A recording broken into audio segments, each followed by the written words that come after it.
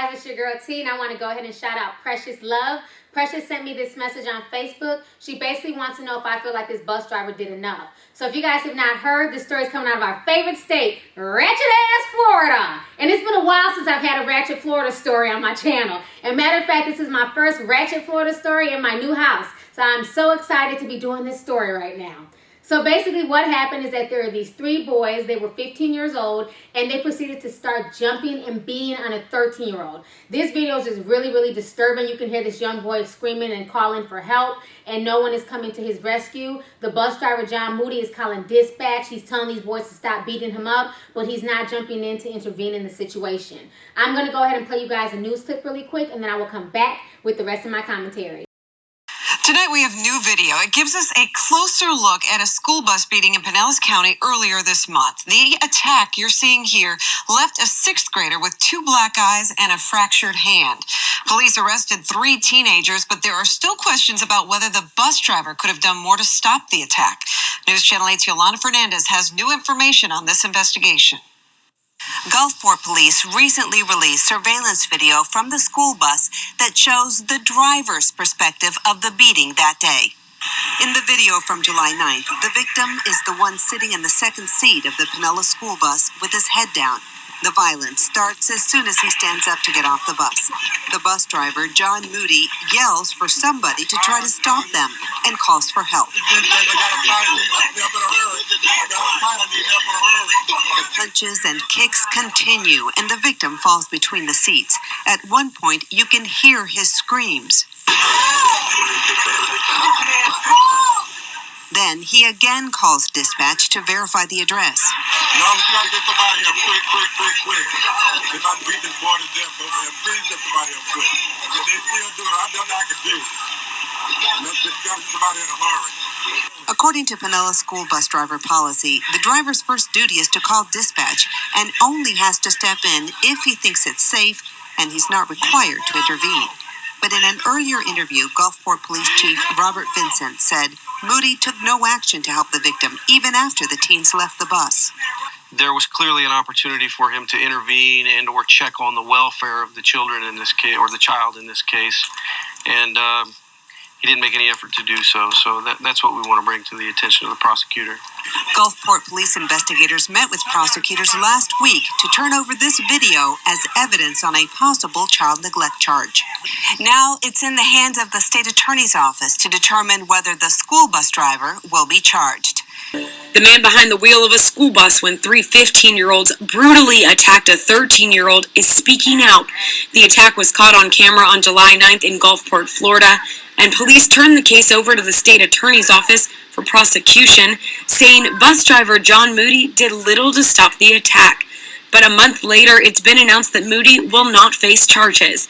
Moody did stop the bus and radio for help during the fight and says he followed district policy. He retired shortly after the incident and says it's all taken a toll. Very trying, very emotional. You know, I seeing a little boy get beat like that was kind of tough, you know. I wanted to do something, couldn't do anything. It's something that haunts me now, that I really couldn't do anything to help the kid. And then when I get chastised for doing my job the right way, it don't feel too good. Moody's attorney wants an apology from the Gulfport police, but a spokesperson for the department says they stand by their actions and they still feel he broke the law by not intervening. The 3 students were arrested and charged with aggravated battery. Okay, so you guys just watched the video, and a lot of people were upset by this video. This video has gone viral. The police were even saying that John Moody should have done more. John Moody was also on the Piers Morgan show a few nights ago, basically stating his side of the story. And if you guys don't know, this man is an older gentleman. He is 64 years old. And the school district has told bus drivers that if there's a fight, they do not have to jump in. Because what ends up happening is if a bus driver jumps in and then one of the kids get hurt, that's a liability on the school and the school bus service. So they could be sued by one of these crazy parents who just thinks that their child can do no wrong. So a lot of folks were mad. They felt like because he's a grown man, he should have jumped in. I say, you know what? The whole situation is unfortunate. It's sad. He did what he could do. He called dispatch. You know what I'm saying? And it's just to the point nowadays where I think so many of these adults, especially older adults, They're so scared of this generation. You know, none of these 15-year-old boys are scrawny. They look like some grown-ass men. Buff as hell, beating on this little boy. None of them would stop. And how are people mad at the 64-year-old? How about placing blame on these thugs who jumped the 13-year-old? I think folks should be mad at these boys. You know, he's an old man. I don't see him jumping in. And matter of fact, had he jumped in, I could very well see these boys beating him up. They didn't even care that the bus driver was there. They didn't listen to him. They didn't stop beating up the boy. They beat that boy so bad that he broke his arm. This situation is sick. These boys deserve to be sitting their asses in juvenile detention right now. They need to be in jail. You know, I feel bad for this man. He's been harassed. People are threatening him as if he did something wrong. He chose not to get involved. Could he have gotten involved? Possibly. But due to his age, I can understand why he didn't get involved. And I think that's the unfortunate part now, is that a lot of these boys are just so off the chain, so crazy, that when situations like this arise, people are too scared to get involved nowadays because they don't know if these kids have guns, they don't know if they have a knife, and it's like a lot of these young boys out here just don't care anymore. They're being raised in these crazy households. You got the parents who ain't raising them right. And then in one interview, the father was talking about that that's usually not how his son behaves. Usually his son doesn't act that way. I find that funny. The son to me just seems like a straight up thug. When you can get with 3-year boys and then you can go jump a 13-year-old, to me that's a punk. All them boys could have fought that boy one-on-one. And the reason why they jumped the little boy is because the little boy went and told school authorities that they try to make him buy drugs from them. The little boy did the right thing. He went and told that these boys were selling drugs in the boys' bathroom. They decided to retaliate by beating him up. So now this is going to make it where kids don't want to step up and do the right thing. Where kids don't want to go to the school authorities and tell them, you know what I'm saying, when somebody's doing the wrong thing, because this is what happens, retaliation. This boy did the right thing and he was beat severely for it.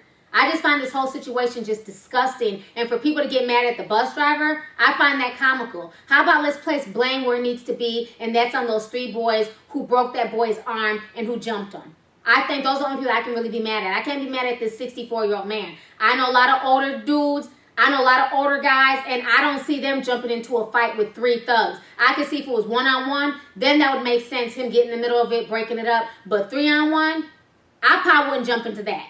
And I'm young. And plus, I'm a female, so I wouldn't jump into that shit anyways. They'd have just been fighting if that was me. But I'm just saying, like, you know, if it was one-on-one, I could see. But 3 people jumping one person, and then you jump in, and they turn around and start beating you up, they could have killed that old man. I can see why he stayed out the fight.